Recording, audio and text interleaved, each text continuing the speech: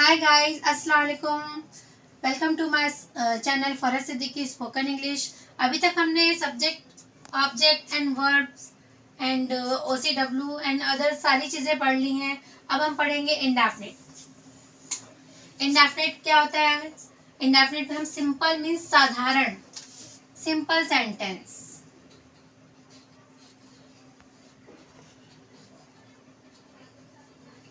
Simple sentence पढ़ेंगे मतलब साधारण वाक्य।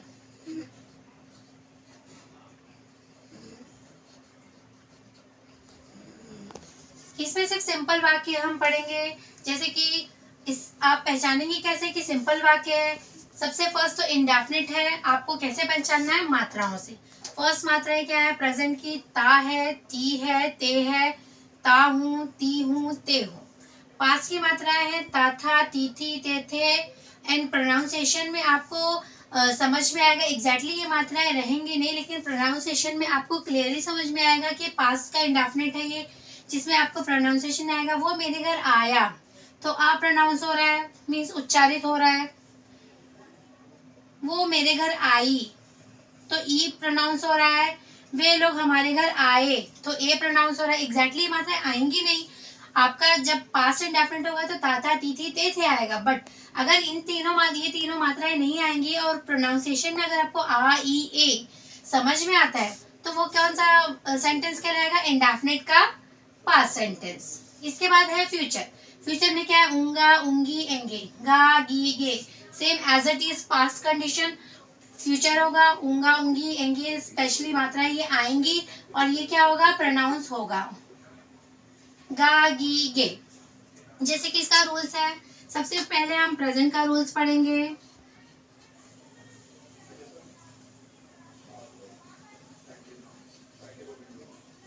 फर्स्ट है, इसमें दो रूल्स हैं। फर्स्ट है आपका सब्जेक्ट ए। सब्जेक्ट ए में जैसे कि मैंने आपको पहले भी बताया है कि वर्ब में हम एस और ईएस कब जोड़ते हैं? जब आपका सेंटेंस सब्जेक्ट ए हो और वर्ब के एंड में O X C H S H S आता हो, तब हम क्या उसमें अप्लाई करेंगे? ईएस। अदरवाइज हम उसमें एस अप्लाई करेंगे। और सब्जेक्ट बी में हमें कुछ भी अप्लाई करने की जरूरत नहीं है। सब्जेक्ट प्लस वर्ब का first form ES oblique S, then object and OCW। Second subject B का रूल्स है आपका सब्जेक्ट प्लस वर्ब का first form, then object and OCW। Hey guys, आपको अभी तक ये समझ में आ गया होगा कि हमें दोनों कंडीशन में अलग अलग रूल्स अप्लाई करना है। मीन्स अगर हमें इस ES और S अप्लाई करना है तो वो सिर्फ सब्जेक्ट ए के सेंटेंस में अप्लाई होगा। अगर आपका सेंटेंस सब्जेक्ट बी होगा तो उसमें कुछ भी ES या S अप्लाई नहीं होगा। सब्जेक्ट ए मैं आपको पहले भी बता चुकी हूँ, जब ही, शी, इट, एनी नेम या फिर सिंगुलर फॉर्म, अगर ये चारों चीजें आएंगी तो आपका सेंटेंस सब्जेक्ट ए होगा। और वर्ब के एंड में अगर OXCH आता है तो हम ES अप्लाई करेंगे। ये रूल सिर्फ सब्जेक्ट ए के लिए। सब्जेक्ट बी के लिए ये सारे रूल्स अप्लाई नहीं होंगे। इसमें ना ही S लगेगा ना ही ES लगेगा। सब्जेक्ट बी तो आप जानते ही हैं इसमें क्या क्या आता है, जैसे कि मैंने लास्ट वीडियो में बताया था, I, we, you, they and etc। Means he, she, it, any name and singular form के अलावा कुछ भी आता है तो आपका सेंटेंस क्या कहलाएगा? Subject B. और आपको सब्जेक्ट बी में कुछ भी SES अप्लाई करने की जरूरत नहीं है। सिंपल आप सेंटेंस बना सकते हैं। आपको सेंटेंस में सिर्फ ढूंढना है subject, then verb, after then object and last में OCW। ओके गाइस, अब हम पढ़ेंगे रूल्स कैसे हम सेंटेंस में अप्लाई करेंगे। पढ़ चुके हैं सब्जेक्ट ए के लिए अलग रूल्स है और सब्जेक्ट बी के लिए अलग रूल्स है। अभी मैंने आपको बताया कि सब्जेक्ट ए में हम क्यों अलग रूल्स अप्लाई करते हैं और सब्जेक्ट बी में अलग रूल्स क्यों अप्लाई करते हैं। जैसे कि अभी हमारे पास सेंटेंस है अजय रोज बाजार जाता है। इन फर्स्ट आपको फाइंड करना है इनमें से। In first you have to find out in this sentence what is a subject, what is a verb and what is a object and what is a OCW। That's आपको इसमें से find करना बहुत important है कि कैसे हम इसको फाइंड करेंगे। जैसे कि किसी व्यक्ति का नाम है तो ये क्या कहलाएगा आपका सब्जेक्ट। रोज क्या है आपका OCW, बाजार क्या है ऑब्जेक्ट, और जाने को हम क्या कहते हैं वर्ब कहते हैं। तो आप सेंटेंस ट्रांसलेट कर सकते हैं। आपके सामने रूल्स है सब्जेक्ट वर्ब का first form ES/S then object and OCW। सबसे पहले आपका सब्जेक्ट में क्या है अजय, क्या करता है बाजार जाता है।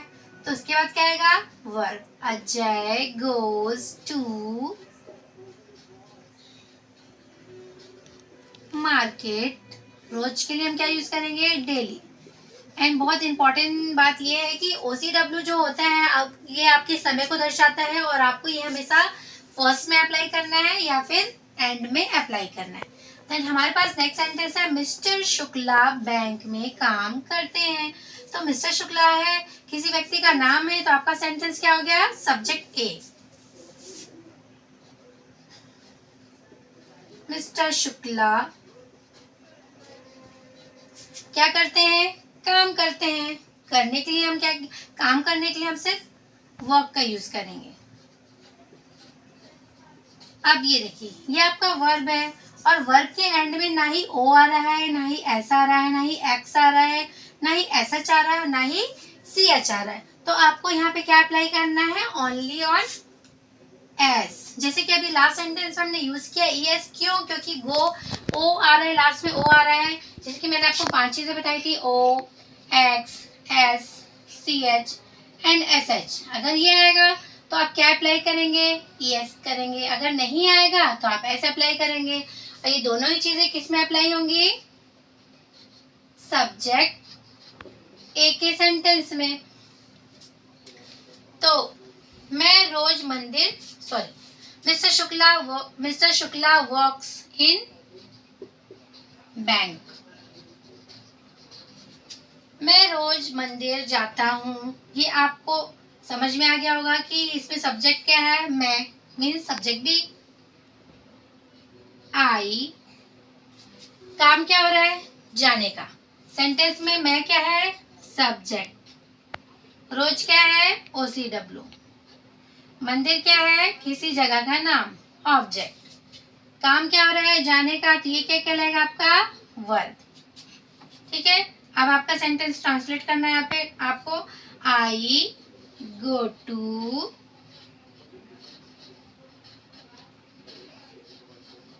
Temple daily. अब यहाँ देखिए सेंटेंस में ना ही हमने ES लगाया है ना ही हमने S लगाया है। क्यों नहीं लगाया, क्योंकि S और ES अप्लाई करने का रूल सिर्फ सब्जेक्ट A के सेंटेंस में ही अप्लाई होगा। अदरवाइज हम ना ही S अप्लाई करेंगे ना ही ES अप्लाई करेंगे। पूजा इंग्लिश सीखती है। पूजा सीखने के लिए, सीखने को हम क्या कहेंगे लर्न।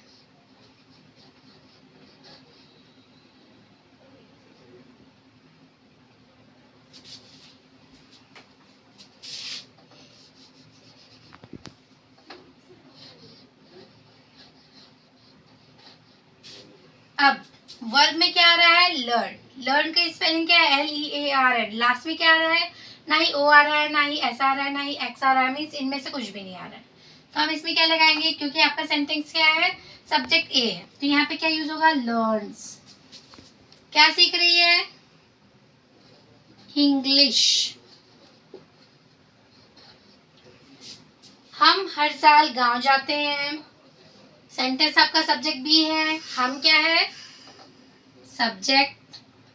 हर साल क्या हो गया आपका OCW। गांव क्या हो गया आपको किसी जगह का नाम है तो ऑब्जेक्ट। काम क्या हो रहा है जाने का, तो ये क्या कहलाएगा आपका वर्ब। एज इट इज जैसा मैंने किया फॉर्मूला लिखवाया है, रूल्स लिखवाया है, उसके अकॉर्डिंग आपको सिर्फ अप्लाई करना है। We go to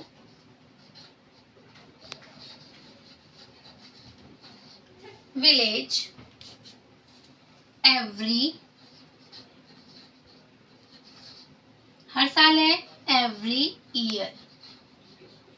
so guys, उम्मीद है आपको मेरी वीडियो पसंद आ रही होगी और आपको समझ में भी आ रहा होगा। अगर आपको कोई भी मैटर समझ में नहीं आता है या कोई भी सेंटेंस, रूल्स, रेगुलेशन अगर आपको समझ में नहीं आ रहा है तो आप मुझे कमेंट्स बॉक्स में कमेंट कर सकते हैं और मैं आपको उसका सॉल्यूशन ज़रूर बताऊंगी। प्लीज़ मेरी वीडियो को शेयर करिए, लाइक करिए, कमेंट्स करिए एंड सब्सक्राइब करिए और शेयर करना बिल्कुल भी मत भूलिए, क्योंकि ये आपके लिए बहुत इम्पॉर्टेंट है। और अगर आप मेरे वीडियोस को बार बार कंटिन्यू देखते रहेंगे तो आपको ज़रूर समझ में आ जाएगा कि आप कितने इजी तरीके से इंग्लिश बोलना सीख सकते हैं। सो गाइस, आज के लिए बस इतना ही। Thank you for watching.